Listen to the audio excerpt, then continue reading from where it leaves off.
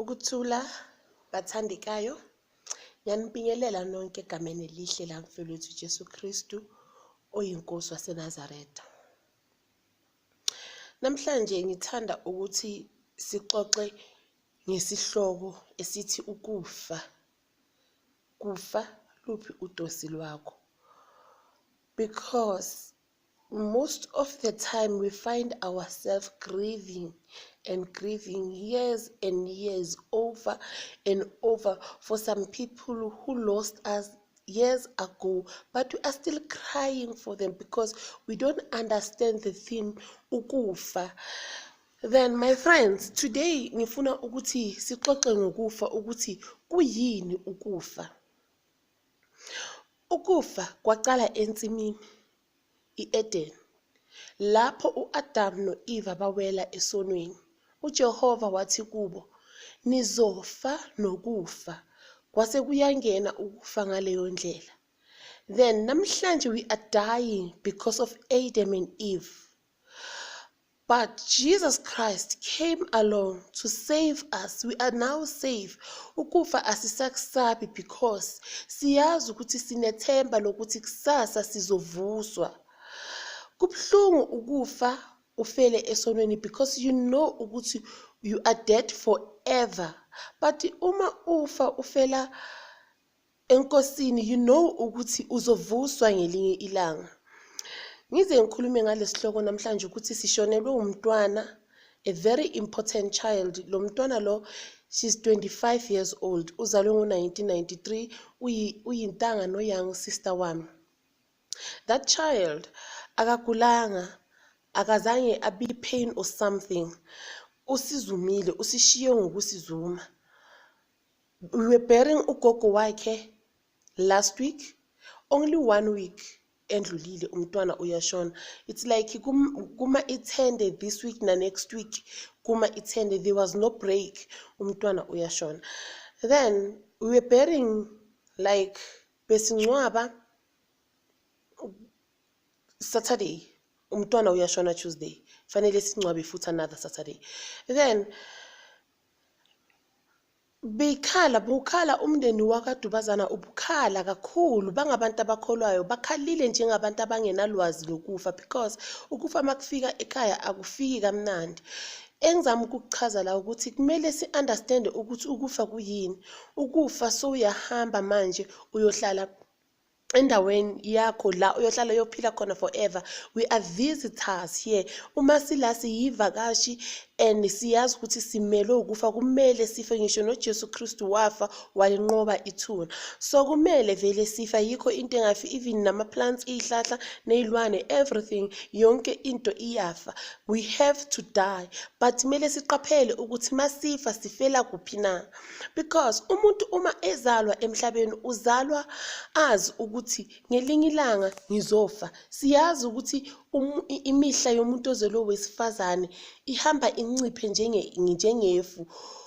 Noma amanzi sewachithekile asisenako ukuwaqoqa. Kodwa okumnandi ngale ndaba ukuthi uJesu wehla, wafa, waba umuntu ebantwini, wafela thina sonke. Jesus Christ did that ukuthi sikwazi ukuba ne-second chance yokuphila empilweni. So, ngicela ukuthi uma kufika ukufa ezimpilweni zethu, singakhali sidabuke njengabantu abanganalo ulwazi lokufa.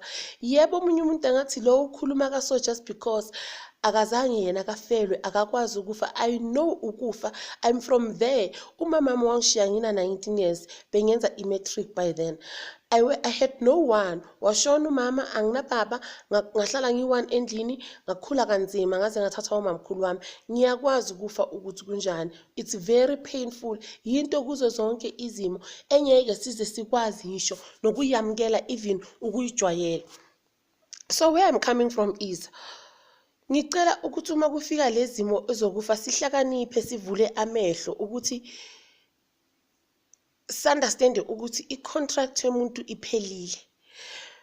Uma uzala umntwana namhlanje bese umntwana uyashona in 5 years time, i-contract yalomntwana iphelile.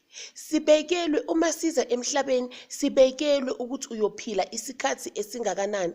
Sonke siyazi ukuthi sizofa, sibekelwe isikhathi sokuthi sizophila isikhathi esingakanani.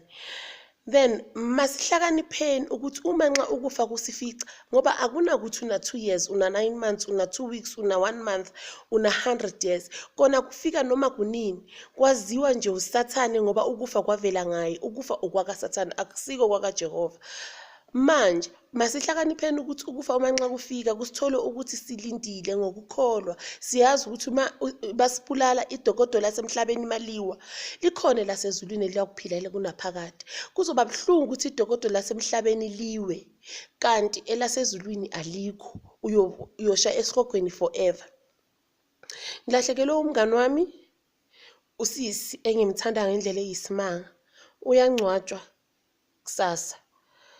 It's very painful.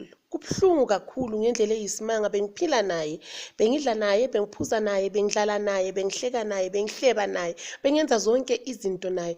Imark ayishiyile enhlizweni yami ibhlungu. Then people are coming to me saying, "Domfuthi, how are you? Uzizwa kanjani?" Everyone is expecting me to cry and moan and be in tears and stuff. No, ngiphile nosisi asaphila, ngadla naye, ngazange ngimncintshe, ngamupha imali bekehlala icela, ngiphuza naye, ngazange ngimfihle utshwala, ngiphile naye, ngihleka naye, ngispende much time naye.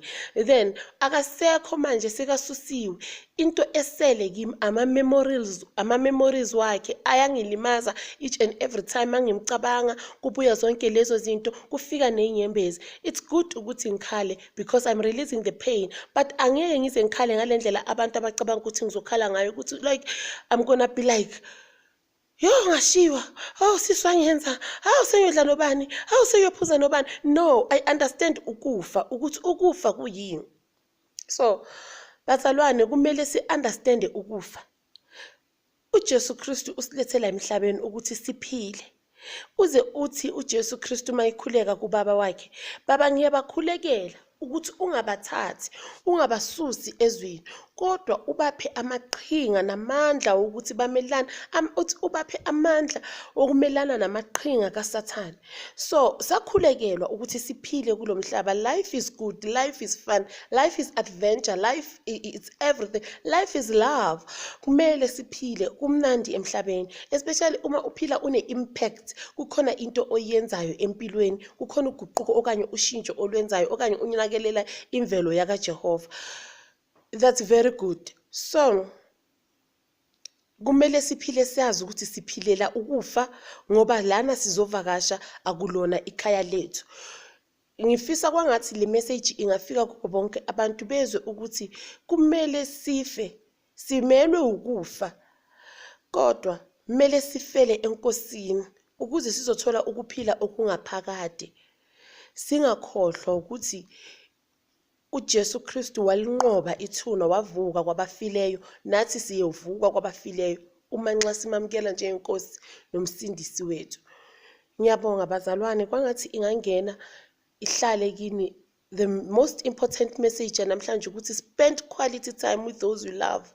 Ungazothi mabangasekho usixake ukhale ukudlula wonke umuntu, because sine problem yabantu abathi abantu ababathandayo kanye abangani, ifamily, abomakhelwane, abantwana babo, abazali babo mase bashonile bakhale kwangazi ukuthi umhlaba sophelile, kanti lesikhathi baphila abazange baze babaphe uthando, abazange baze babaphe isikhathi, azange baze baphile nabo.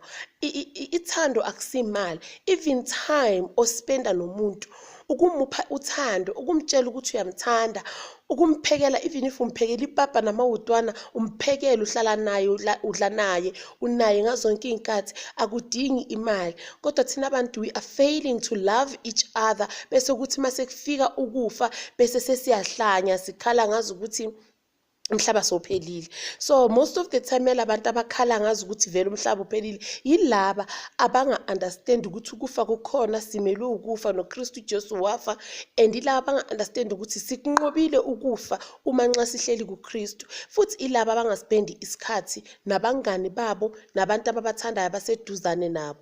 So asikhaleni uma kufiwe, kodwa singakhali sidabuke njengabantu abanganalo ulwazi lokufa, simelwe ukufa.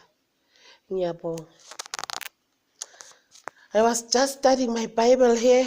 I was just very busy, as you can see. Amehlo ami are ready because I've been busy the whole day. If you can see, ngiyabonga. Inkosi inibusise.